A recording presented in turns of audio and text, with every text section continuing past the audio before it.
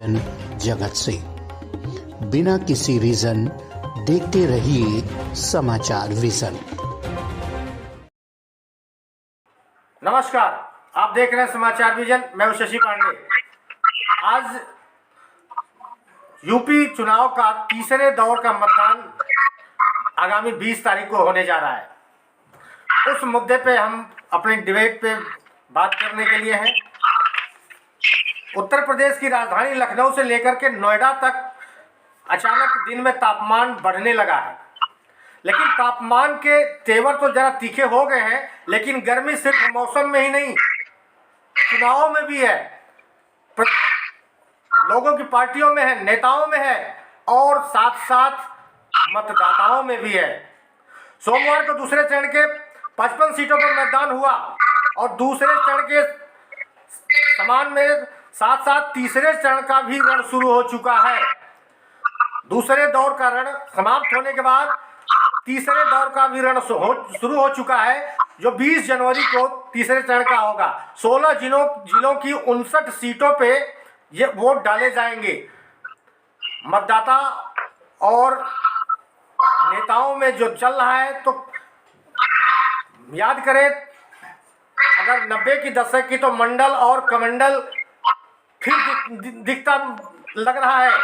जातिगत राजनीति और ध्रुवीगत रणनीति जिस तरीके से चली आई है पश्चिमी उत्तर प्रदेश में, चुनाव में देखा गया कि यहाँ जातिगत मुद्दा काफी हावी रहा। लेकिन चुनाव का परसेंटेज पश्चिमी उत्तर प्रदेश में कुछ जिलों को छोड़ करके बाकी जगह बिल्कुल सामान्य से भी नीचे रहा। तापमान, अगर मतदान का तापमान कहें, यानी मतदान का आंकड़ा कहें प्रतिशत के रूप में, तो सबसे निचले स्तर पे रहा। सबसे निचले स्तर पे साहिबाबाद क्षेत्र रहा, जो 44-45% मतदान का संपन्न हुआ और 62% मतदान के साथ मुजफ्फरनगर रहा। उसी तरह दूसरे चरण में सबसे अधिक मतदान देखा गया। तापमान बढ़ा, तेवर बढ़ा, लोगों का रुझान बढ़ा। यहीं पर हिजाब का भी मामला चल रहा है और साथ ही साथ कई ऐसे भी मामले हैं जो लगातार सुर्खियों में हैं, सुर्खियां बटोर रहे हैं। उनको देखते हुए तापमान मतदान का बढ़ रहा है, चुनाव बढ़ रहा है, उसको देख करके लोगों की भीड़ लगातार बढ़ती जा रही है। तो तीसरे फेज में देखना है कि 16 जिलों में 59 सीटों पे कितने, सबसे बड़ा जो जिला होगा, सबसे बड़ी जो लाइन होगी वो है इसी जिले की, जो यादव बाहुल्य जिले हैं। कहा जाता है कि यहाँ पे मुलायम सिंह और अखिलेश यादव का पुराना गढ़ भी रहा है। उसी गढ़ में अब की बार का चुनाव होने जा रहा है। तो आज का सवाल हमारा इसी मुद्दे पे है, इसी डिबेट पे है, तीसरे चरण के रण पे। तो हम सवाल करने से पहले आपको परिचय अपने मेहमानों का दे देना चाहूँगा। शशांक त्यागी जो है समाजवादी पार्टी से अभी हमसे जुड़े नहीं है, जुड़ेंगे। राजकुमार गुज्जर बीएसपी से प्रवक्ता है, वो भी लाइन पे हैं, अभी जुड़े नहीं है। ओम राजपूत युवा मोर्चा गाजियाबाद से हमारे साथ है, जो युवाओं के लिए भारतीय जनता पार्टी का प्रतिनिधित्व करते हैं। और सत्य प्रकाश रंगीला जी जो है हाथरस से जुड़े हैं। तो हम और हमारे साथ हमारे सहयोगी निखिल अनुराग बनारस से जुड़े हैं। आप सभी मेहमानों का दिल से और आभार है।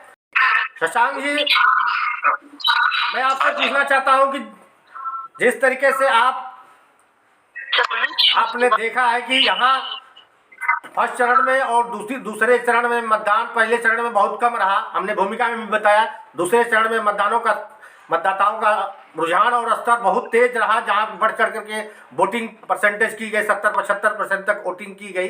तो क्या लगता है आपके गढ़ समाजवादी पार्टी के गढ़ जो है इस 20 तारीख को उनके गढ़ में चुनाव होने जा रहा है, क्या लगता है समाजवादी पार्टी उस गढ़ का फायदा उठा पाएगी? बिल्कुल उठा पाएगी। पहले तो भाई साहब मैं आपको ये बताऊं कि ये जो बातें हुई कि गर्मी उतार देंगे, शिमला बना देंगे, ये सब बातें हुई, ये बातें होनी नहीं चाहिए थी। राजनीति में हम सभी एक स्वस्थ राजनीति में विश्वास रखना चाहिए, चाहे वो मेरे भाई बीएसपी से हो, बीजेपी से हो, कांग्रेस से हो, किसी भी पार्टी से हो, क्योंकि हमारी हम पार्टियों में अलग अलग में बैठे जरूर रहे, बट हमारा सबका कहीं ना कहीं इंटरेस्ट यही है कि कुछ समाज के लिए और किसी अच्छे वर्ग के लिए हम काम करें। तो ये सब भाषा शैली जो इस्तेमाल की गई कि गर्मी शिमला, ये सब चीज गलत हुई, पर ठीक है, जो उनकी सोच है। हम बिलीव करते हैं, हम समाजवादी से, हम पॉजिटिव पॉलिटिक्स में विश्वास रखते हैं, क्योंकि हमारी पार्टी का नेतृत्व अखिलेश यादव जी और उनके सर्वसर्वा उनके माननीय लोग उन्हीं के साथ हमारे मार्गदर्शन का काम कर रहे हैं। तो हमें यही सिखाया गया है कि समाजवाद में गलत चीज का सब नहीं करना समर्थन, और स्वस्थ राजनीति और पॉलिटिक राजनीति ही हमें करनी है। जहां तक बात वोटिंग बढ़ने और कम होने की बात है, जहां भी ये बीजेपी जितना भी नेगेटिव कैंपेन करती जा रही है, जितना गलत बोलते जा रहे हैं, ये चाहे इनके युवा नेता हो, चाहे इनके बड़े नेता हो, उतना ही फायदा और विपक्षी पार्टियों को मिल रहा है। मेरा ये मानना है कि बीजेपी को चुनाव में अपनी भाषा पे और अपनी कार्यशैली पे मर्यादा रखनी चाहिए, क्योंकि गलत हम सभी बोल सकते हैं, पर हम बोलना नहीं चाहते, ना हम बोलेंगे, क्योंकि हम विश्वास रखते हैं देश के लोकतंत्र में विश्वास, और हम चाहते हैं कि सारे चुनाव फ्री एंड फेयर की पॉलिसी से संपन्न हो, सभी को मौका दिया जाए, चाहे कोई भी पार्टी से कार्यकर्ता हो, चाहे मतदाता को मौका मिलना चाहिए कि वो सोचे समझे कि हम किस मुद्दे पे चुनाव वोट डालने जा रहा है। और समाजवादी पार्टियों के कार्यकर्ता होने के नाते मैं ये आपसे कहना चाहता हूँ, मैं विश्वास दिलाता हूँ कि जो अभी तक के 2 फेजों में चुनाव हुए हैं, हमारे समाजवादी की तरफ से हमने पूरा कोशिश करा है, और कोशिश आगे भी रहेगी चरणों में, कि हम चाहते हैं चुनाव अच्छी तरह से और शांतिप्रिय तरह से संपन्न हो, कोई भी अशांति ना हो, सभी पार्टियों को मौका मिला जाए अपनी बात कहने के लिए, चाहे वो किसी पार्टी से हो, बट हम अपनी तरफ से कोशिश करेंगे कि सभी को मौका दिया जाए, फ्री एंड फेयर के चुनाव की तरफ जाए। शशांक जी करहल सीट पे अखिलेश जी को उतार करके, ये मुलायम सिंह यादव की लोकसभा की सीट रही है और लगातार वहाँ से वो जीतते आए हैं, तो अब की बार करहल सीट से उतार करके क्या मुलायम सिंह के राह पे चलने के लिए अखिलेश यादव विवश हुए हैं या मजबूरी में चल रहे हैं? चलना उनको मजबूरी समझ में आ रहा है?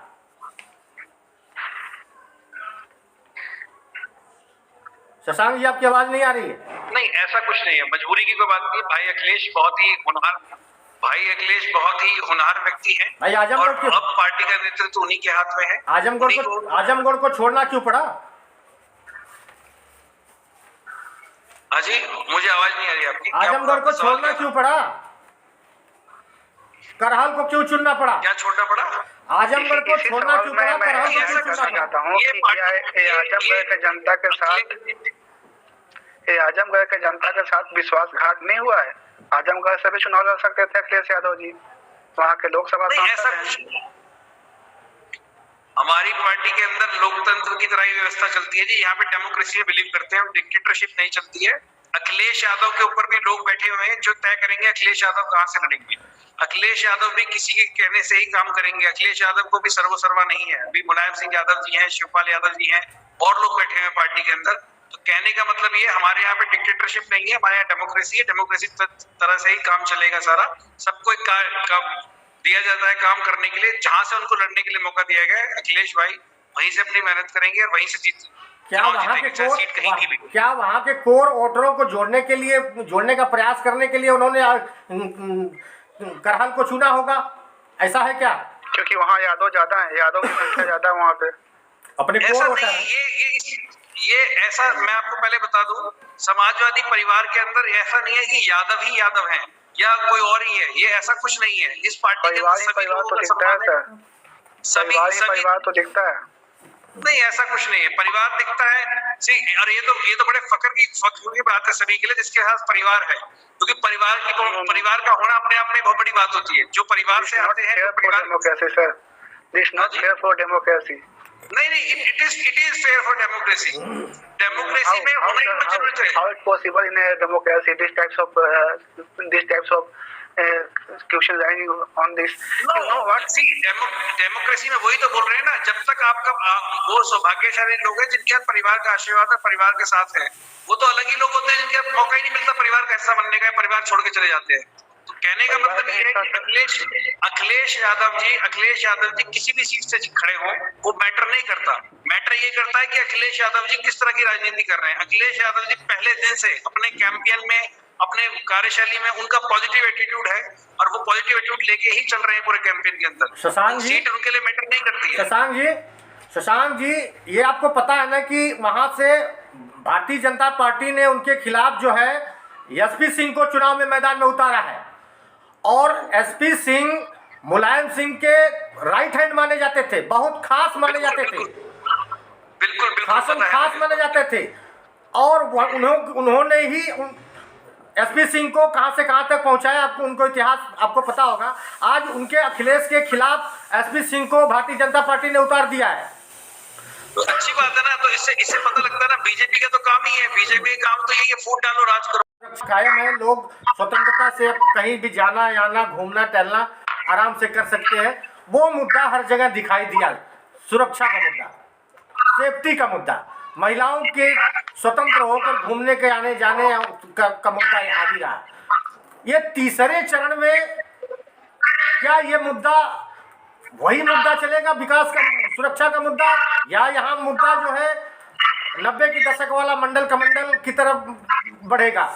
क्या लग रहा है कि ये सुरक्षा का मुद्दा पूर्वी उत्तर प्रदेश में भी हावी रहेगा? विकास का मुद्दा है, विकास के मुद्दे पे ही पार्टी चुनाव लड़ रही है। मोदी जी ने जो बयान दिए थे उन बयानों पे पार्टी अटल है और पार्टी ने ये करके भी दिखाया है। हमारी आस्था का विषय 600 साल से रुका हुआ था, जो राम मंदिर था, पूरे देश की आस्था का विषय था। उस मंदिर को बनाकर उसका निर्माण कार्य करके दिखाया है पार्टी ने। पार्टी ने अनेकों ऐसे कार्य, ऐतिहासिक कार्य किए हैं जो इतिहास में आने वाली पीढ़ी उन्हें याद रखेगी। तो विकास का मुद्दा है, सुरक्षा का मुद्दा है, रोजगार का मुद्दा है, सभी मुद्दों पर पार्टी ने काम किया है। 5 साल में कोई भी एक ऐसा व्यक्ति कोई काम ऐसा बताए कि जिसमें पार्टी विफल रही हो। हर कार्य पे पार्टी सफल रही है। कार्यकर्ता निष्ठा भाव से कार्य कर रहा है, पार्टी के लिए जोर शोर से प्रचार प्रसार कर रहा है। पहले फेज में, दूसरे फेज में बेरोजगारी और महंगाई अहम मुद्दे हैं इस राज्य में अभी जाएगा। कुछ 1-2 सीटों पे जो मतदान कम हुआ है, वहाँ का जो हमने आकलन निकाला है कि जैसे हमारे एनसीआर की, जो नोएडा की, गाजियाबाद की, सायाबाद की, मुरादनगर की, मोदी नगर की और ये गौतम बुद्ध नगर की जो सीटें थी, इन पर जो मतदान जो कम हुआ है, वो मतदान होने का कारण ये था कि उत्तर प्रदेश में तो छुट्टी थी लेकिन दिल्ली में छुट्टी नहीं थी। तो जो लोग दिल्ली में जॉब करते थे उन्हें जॉब पे जाना पड़ा या वर्क फ्रॉम होम पे घर में जॉब करनी पड़ी, उन्होंने मतदान कम किया है। तो इसका मतलब ये नहीं है कि मोदी जी को या योगी जी का फेस थोड़ा ऐसा हो गया है कि लोगों ने बढ़ चढ़ के वोट नहीं दिया है। वोट ना डालने का कारण सिर्फ ये रहा है। और जो आप विकास की बात कर रहे हैं सर, तो विकास तो आप भी जानते हैं कि हमारे रोडों का कितना जाल उत्तर प्रदेश में फैल गया है। हम मेरठ जाते थे सर, आज हम बेरोजगारी पे आइए जी, महंगाई और बेरोजगारी पे आइए सर। महंगाई बेरोजगारी की ऐसी बात है कि 4.5 लाख उत्तर प्रदेश में युवाओं को जॉब मिली है, 3.5 लाख युवाओं को समुदाय में जॉब मिली है। और सबसे अधिक युवाओं को लाठी भी मिली है, अपने हक की मांग करते हुए अपने रोजगार और अपनी नौकरी की मांग करते हुए सबसे अधिक लाठी भी पड़ी है। ये भी मांग जो अच्छे रास्ते से और सही दिशा में जाके अपनी मांग करेगा, उसकी मांग भी की जाएगी और उसका सम्मान भी होगा। जो आंदोलन और उत्तरदंडा के साथ अगेरता फैलाने का कार्य करेगा समाज में, ओम जी को शायद जानकारी ना हो, सरकार ने इस साल रोजगार के आंकड़े जारी नहीं करे। अगर जो जितनी रोजगार की देने की ये बात कर रहे हैं, सरकार रोजगार के आंकड़े जारी क्यों नहीं कर रही? फिर अगर आप बैठ के इतने रोजगार बता रहे हैं कि उत्तर प्रदेश सरकार में इतने रोजगार दिए गए, तो सरकार ने रोजगार आंकड़े क्यों रोक दिए इस साल के? सर, पिछली सरकारों के 5 साल के रोजगार की परसेंटेज देखो, इन 5 सालों में पिछले 5 सालों की और उससे पहले 5 सालों की परसेंटेज रोजगार की बढ़ी है, घटी नहीं है। आप आंकड़े निकाल के देख लीजिए, शायद आपको जानकारी नहीं। आंकड़े क्यों नहीं दे रही सरकार ने? क्यों रोक लगाई आंकड़ों पे इस वर्ष? परसेंटेज निकाल के देखो, 2.5 में आंकलन था रोजगार का। कौन सी निशानी है सर? सड़कों पे भीड़, इलाहाबाद में लाठीचार्ज, शिक्षक घोटाला और यूपी पेट का एग्जाम हुआ, शिक्षकों को लाठी मिल रही है, शिक्षा मित्रों को लाठी मिल रही है और मेरे मित्र बड़ी कॉन्फिडेंस और देखो कितनी ताकत से बोल रहे हैं कि हम रोजगार की बात करें। देश का भविष्य शिक्षक है जो लाठियां खा रहा है सड़क पर, आप रोजगार की बात करें मेरे भाई। ये वही बीजेपी है जो किसानों पर ट्रैक्टर गाड़ी चढ़ा रही है। आप किसके हितैषी? आप शिक्षकों के हितैषी नहीं, आप किसानों के हितैषी नहीं है। बात कर रहे हैं किस पे गाड़ी चलाई थी? ये तो आप लखनपुर वाले केस की बात कर रहे हो, तो किसानों पर गाड़ी चलाई। बाहर हो गया, आशीष मिश्रा बाहर हो गए। बधाई हो आपको, बधाई हो ओम जी, आशीष मिश्रा बाहर हैं। लखीमपुर खीरी भूल गए आप? लखीमपुरी खीरी भूल गए, उन्होंने जो बहाल कर दिया उनको, कोर्ट ने अपना आदेश दिया है। अगर वो आरोपी होते जिस तरीके से आप स्वीकार कीजिए। गाड़ी चढ़ाई नहीं है, मेरे भाई गलत जानकारी नहीं किसी कोर्ट ने बरी नहीं किया, बेल पे आ सकते हैं और बेल भी नहीं मिली उन्हें भी। और आपको मैं बता दूं, ऑनरेबल सुप्रीम कोर्ट ने इसमें एसआईटी गठित की, एसआईटी ने 12,000 पेजों की एसआईटी ने चार्जशीट दाखिल करी और बोला है कि पूरा मर्डर पे प्लान था, ये गाड़ी नहीं चढ़ाई गई, वो मर्डर था। वो बिल्कुल कैसी बात कर रहे हैं मैं सहमति दे रहा हूँ कि ये मर्डर पे था। हमारे जो राज्य गृह मंत्री थे, उनके बेटे का मर्डर करने की वहाँ पूरी साजिश थी। ये मैं भी खुद कह रहा हूँ, आप नहीं कह रहे हो, ये सब कह रहे हैं। एसआईटी किसने गठित की है? एसआईटी ने जांच किया, आप उस पे भी एलिगेशन लगा रहे हैं? नहीं, एलिगेशन मैं नहीं लगा रहा, मैंने एसआई का तो मैंने जिक्र ही नहीं किया, मैंने तो कोर्ट का जिक्र किया है। कर रहे हैं ना, मैं आपको बता दूं, मैं अधिवक्ता हूं और मैं आपको चैलेंज करके बता रहा हूँ, 12,000 पेज की चार्जशीट दाखिल हुई है इसमें और साफ बोला गया एसआईटी ने कि ये मर्डर केस था, जानबूझकर गाड़ी चढ़ाई गई किसानों पर। और एसआईटी आप केंद्र सरकार में बीजेपी की है। जिसपे जो गृह मंत्री जी के बेटे पे जो आरोप लगा रहे हो, गृह मंत्री जी के बेटे तो वहाँ गाड़ी में थे ही नहीं, उनका ड्राइवर अपनी जान बचा के भाग रहा था, गाड़ी पकड़ी गई और उसको मार दिया गया ऑन द स्पॉट। ये सच्चाई से मत मुकरो, ये सच्चाई सब जानते हैं। आप एसआईटी से सवाल करें ना, एसआईटी को बताएं कि भाई वो तो थे नहीं गाड़ी में। नहीं तो अभी जांच जारी है ना, चार्जशीट दाखिल होगी मेरे भाई, चार्जशीट दाखिल हो गई है यार, आप बैठ के चार्जशीट दाखिल हो गई यहाँ पे, चार्जशीट दाखिल हो गई है। जांच किस चीज की जारी है? नहीं, आप जो कह रहे हो एसआईटी की जो जांच है, बेल पे बाहर हुए हैं, उनको कोर्ट ने, और आप जांच जारी कर रहे हो। ओम जी, आप यहाँ क्लियर हो लें, आशीष मिश्रा बेल पे बाहर हुए हैं, उनको कोई कोर्ट ने बरी नहीं किया है, उनके ऊपर चार्जशीट है, ठीक है। चार्जशीट है सर, उन पर 302 का मुकदमा जारी है, वो मुझे भी पता है, मैंने भी पढ़ा है ये। लेकिन अभी निर्णायक फैसला तो नहीं निकला, किसी ने निर्णय फाइनली ले लिया हो, इंतजार करो जी।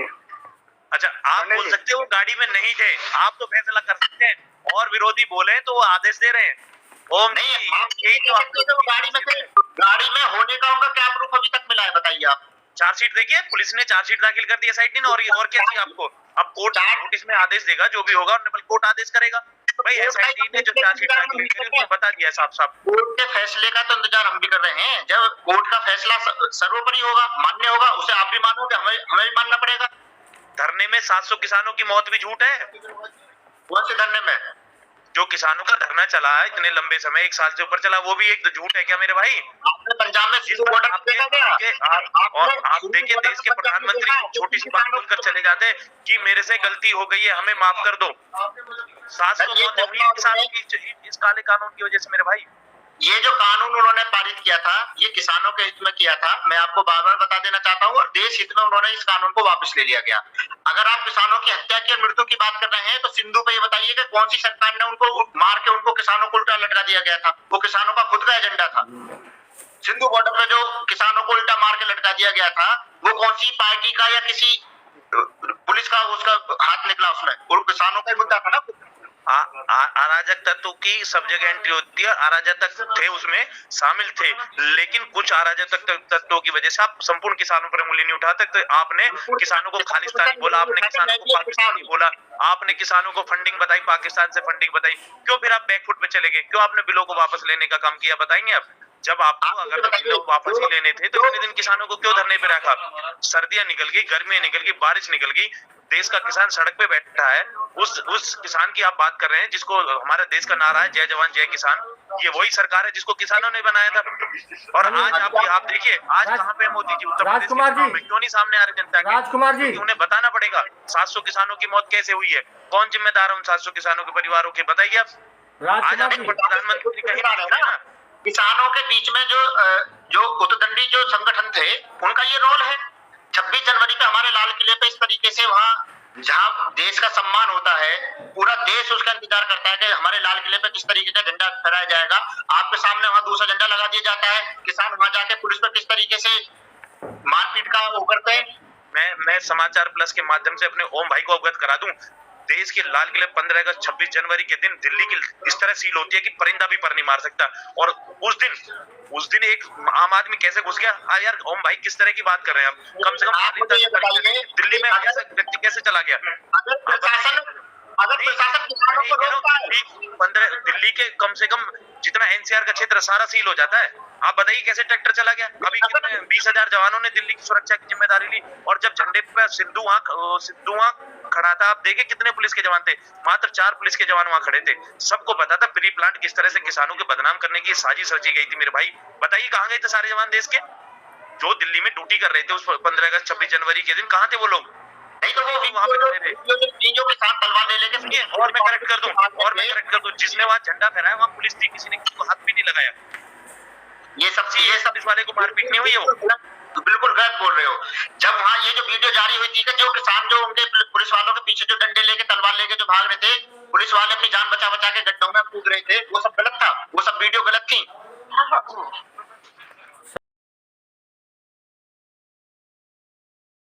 मैं अपनी बात रख के राजकुमार जी हमें रिस्पॉन्ड कर लेने दीजिए। एक सेकंड भाई साहब, ये न्यूज़पेपर मेरे हाथ में है, ये कल का 16 फरवरी का, सॉरी आज का न्यूज़पेपर है, मेरे मित्र देखेंगे और पढ़ लेंगे। दैनिक जागरण में 23,000 करोड़ का देश में घोटाला। दैनिक हुआ है जागरण ने बड़ी खबर छापी है। सबसे बड़ा दैनिक जागरण है, कोई छोटा पेपर नहीं है।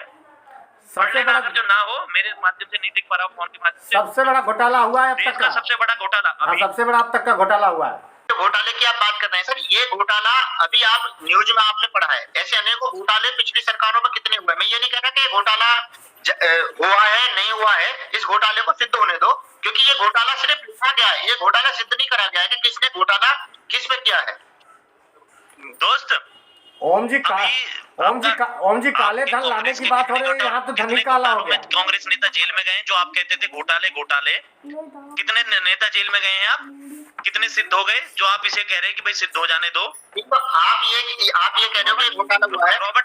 रॉबर्ट वाड्रा पे इतने मुकदमे आपने घोटाले के लगाए, रॉबर्ट वाड्रा कहाँ सिद्ध हो गए किसी मुकदमे में? आपकी 10 साल की सरकार होने जा रही है केंद्र में, कितने घोटाले में वो जेल चले गए? घोटाले को कैसे सिद्ध कर सकते हो कि घोटाला है? कह रहा हूँ जो कांग्रेस ने घोटाले किए अब आप करेंगे ना, वो आप सिद्ध कर पाए, आपके ये सिद्ध नहीं कर पाएंगे, यही कहना चाह रहे हैं आप?